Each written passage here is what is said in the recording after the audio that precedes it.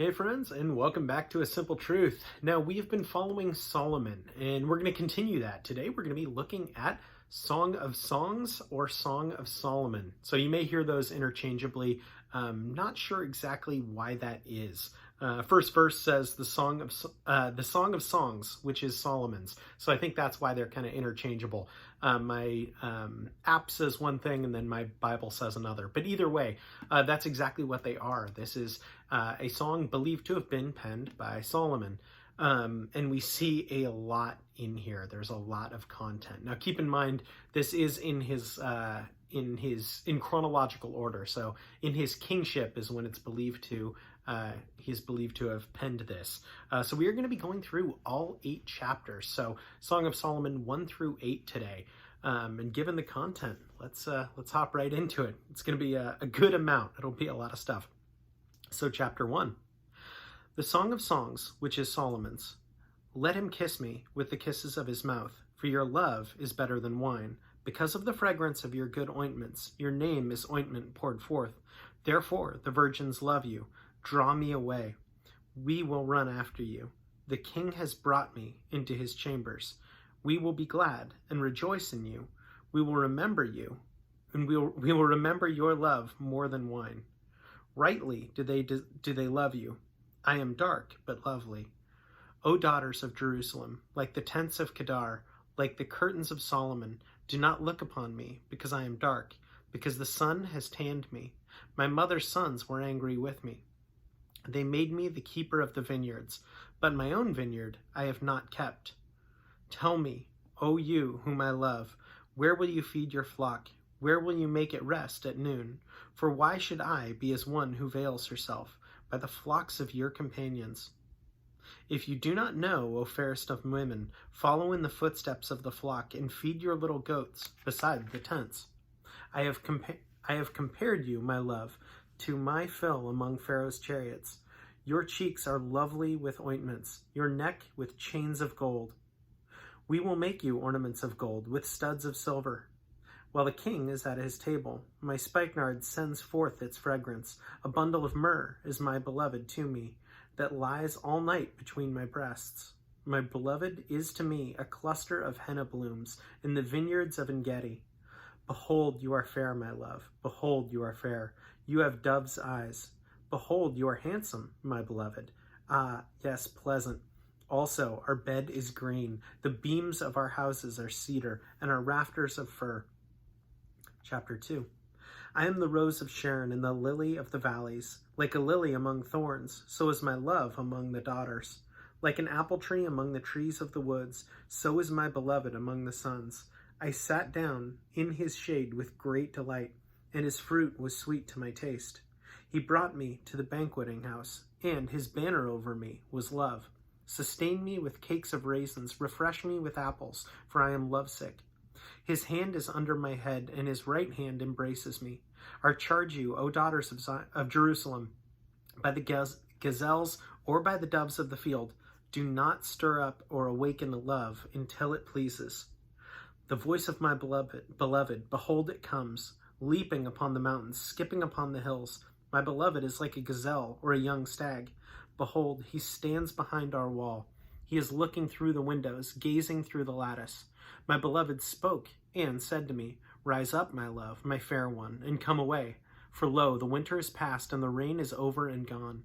The flowers appear on the earth, and time of singing has come, and the voice of the turtle dove is heard in our land. The fig tree puts forth her green figs, and the vines with tender grapes. Give a good smell. Rise up, my love, my fair one, and come away. O my dove, in the clefts of the rock, in the secret places of the cliff, let me see your face, let me hear your voice, for your voice is sweet, and your face is lovely. Catch us the foxes, the little foxes that spoil the vines, for our vines have tender grapes. My beloved is mine, and I am his. He feeds his flock among the lilies. Until the day breaks and the shadows flee away, turn, my beloved, and be like a gazelle or a young stag upon the mountains of Bethir. Chapter 3. By night on my bed I sought the one I love. I sought him, but I did not find him. I will rise now, I said, and go about the city. In the streets and in the squares I will seek the one I love. I sought him, but I did not find him. The watchmen who go about the city found me. I said, have you seen the one I love? Scarcely I had passed by them when I found the one I love. I held him and would not let him go until I had brought him to the house of my mother, and into the chamber of her who had conceived me. I charge you, O daughters of Jerusalem, by the gazelles or by the does of the field, do not stir up nor awaken love until it pleases. Who is this coming out of the wilderness, like pillars of smoke, perfumed with myrrh and frankincense, with the merchant's fragrant powders? Behold, it is Solomon's couch, with 60 valiant men around it, of the valiant of Israel.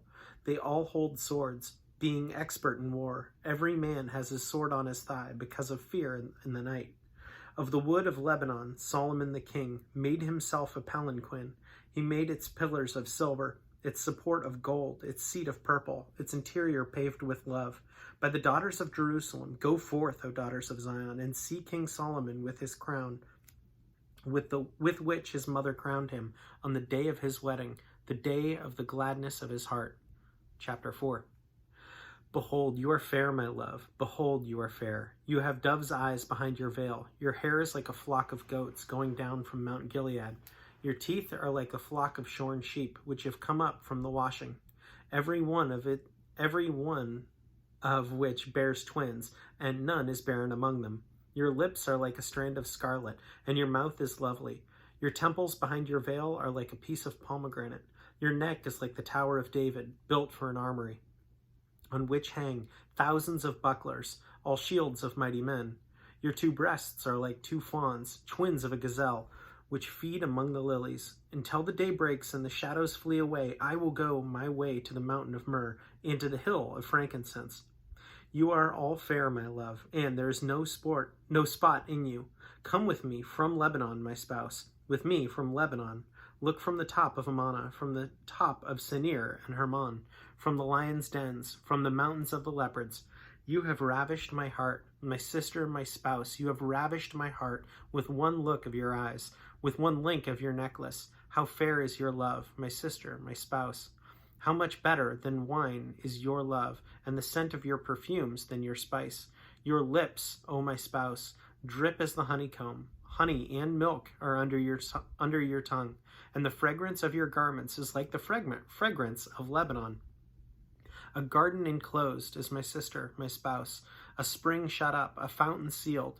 Your plants are an orchard of pomegranates, with pleasant fruits, fragrant henna, with spikenard and saffron, calamus and cinnamon, with all trees of frankincense, myrrh and aloes, with all the chief spices, a fountain of gardens, a well of living waters, and streams from Lebanon.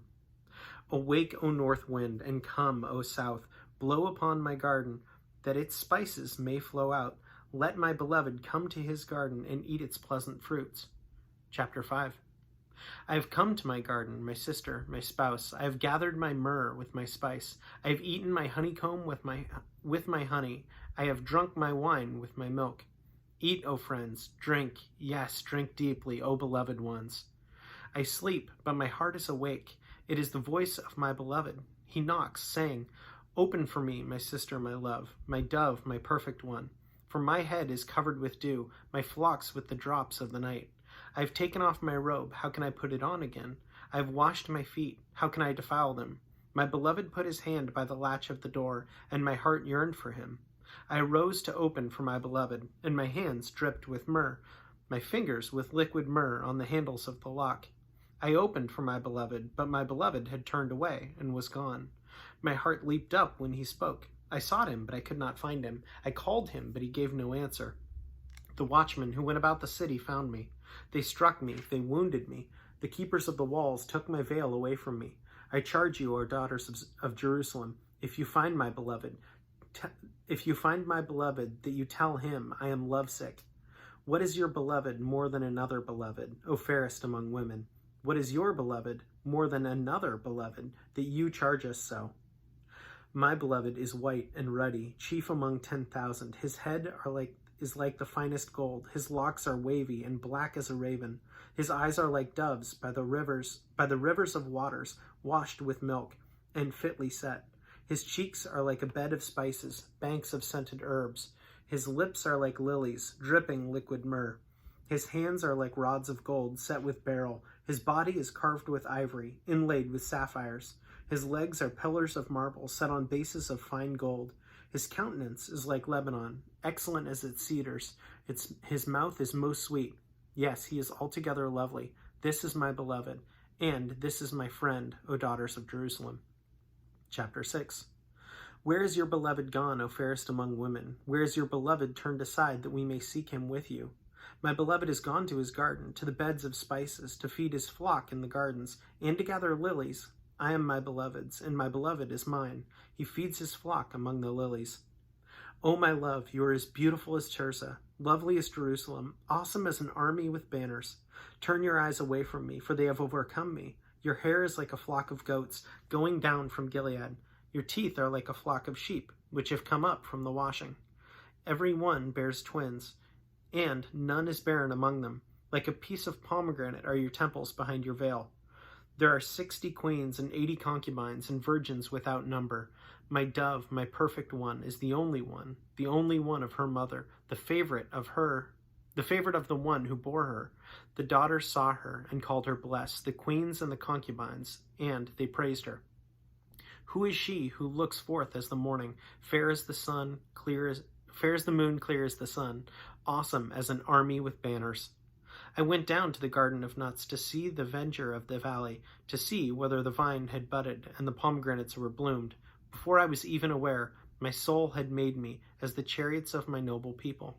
Return, return, O Shulamite, return, return, that we may look upon you. What would you see in the Shulamite? As it were, the dance of two camps. Chapter 7. How beautiful are your feet in sandals, O prince's daughter!